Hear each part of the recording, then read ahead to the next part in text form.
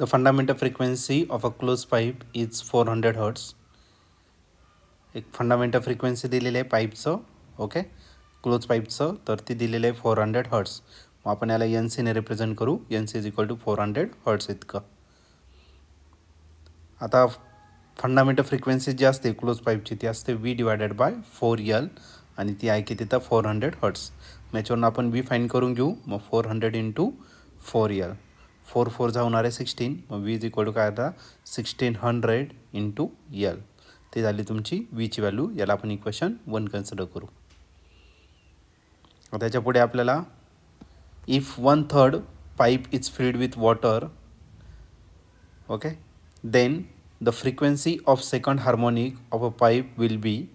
तर आपल्याला frequency find करायचं सेकंड हार्मोनिक आणि निग्लेक्ट करायचा end correction. Neglect end correction तर क्वेश्चन 2024 आला होता. याचं ए ऑप्शन आहे 1200 hertz, B option 1800 hertz, C option 600 hertz, D option 300 hertz.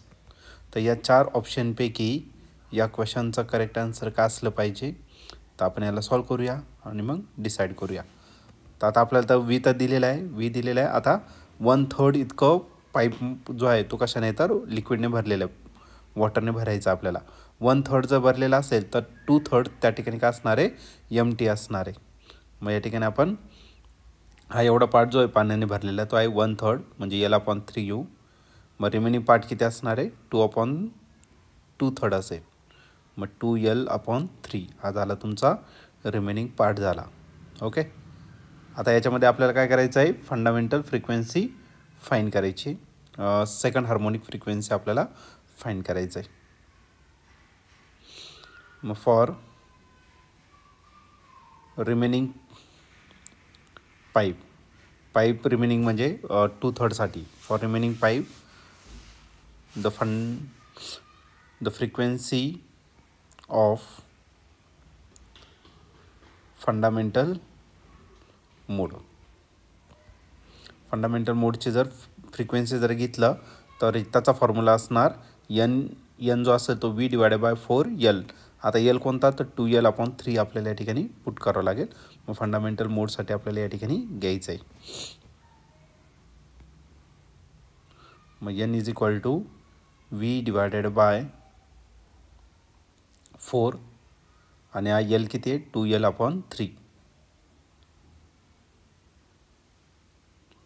2L/3 ते आपण या ठिकाणी पुट करणार. ओके, तर हा 3 डिनॉमिनेटर कुठे जाणार, न्यूमरेटरला. मग फंडामेंटल फ्रिक्वेन्सी भेटेल आपल्याला 3V divided by 8L. Okay,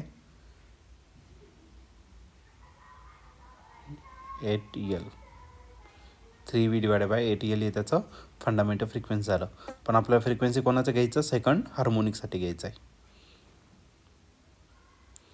3. आता Vच्या जागी Vची व्हॅल्यू टाकून देऊ, 1600L डिवायडेड बाय 8L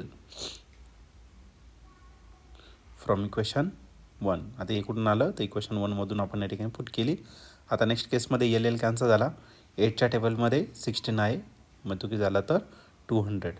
मग जी फंडामेंटल फ्रिक्वेन्सी आहे ती किती येणार, तर आपलं 600 हर्ट्स एवढी असणार.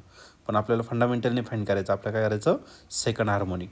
आता हार्मोनिक म्हणजे इंटेग्रल मल्टिपल, ओके, ज्या नंबरने आपण मल्टिपल केलेलं आहे ती म्हणजे हार्मोनिक. मग आपल्याला सेकंड हार्मोनिक फाईंड करायचं. मग याला काय करा, तर 2ने मल्टिप्लाय करा. For second harmonic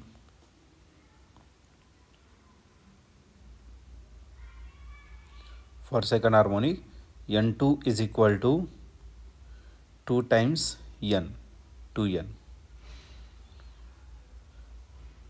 Therefore N2 is equal to 2. Nच्या जागी Nची व्हॅल्यू टाकून देऊ, ती किती असणार 600.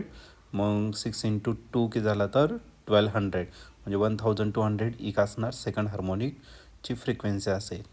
ओके, तर या ठिकाणी तुम्ही ऑप्शन जर बघितलं तर ऑप्शन नंबर ए जो आहे तो या ठिकाणी आपला करेक्टली मॅच झालेला आहे. मग या क्वेश्चनचं जे आन्सर असणार आहे ते ऑप्शन ए असेल. ओके, ऑप्शन ए म्हणजेच किती 1200 हर्ट्स हे त्याचं फायनल आन्सर